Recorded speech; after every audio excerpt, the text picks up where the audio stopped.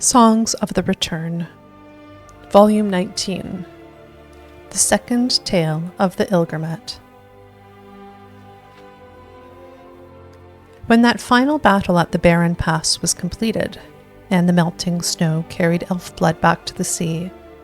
the crew of the Kalkaz, the Sadden Wraith, and the most exalted crew of our Lord's ship, the Ilgermet, at last parted ways, never to join shields again. They drew apart in that form which is not a loss, but a gain in knowing one's heart can be carried in the chests of others. So great was the love that those first of the 500 had for each other,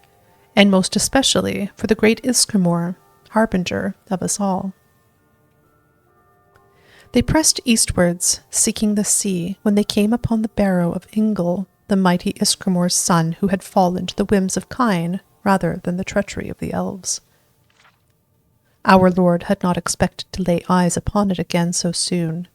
and his grief flowed anew at the sight of it, as a reopened wound will bleed as it did when first received. His eyes turned to the south, where a river met the sea, and decreed that there would he and the crew of the Ilgermet create a great city, in monument to the glories of mankind, that from his palace he might always look upon the hill of his dear son's resting place, and feel that his line would know peace in this new home that was never known in Atmora. The elven captives were set to work, bringing forth stone to build in their conqueror's fashion.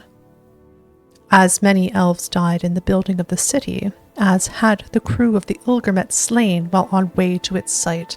and Ysgramor drove the wretches evermore to build higher, to lay a claim to the river, so that none might pass into the interior of this land without first showing due respect to its rightful claimant.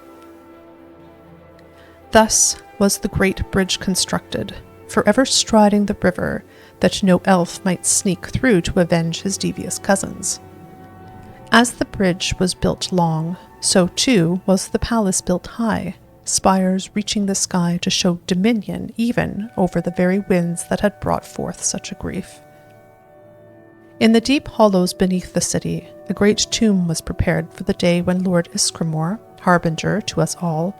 would be called home to glory in Sovngarde.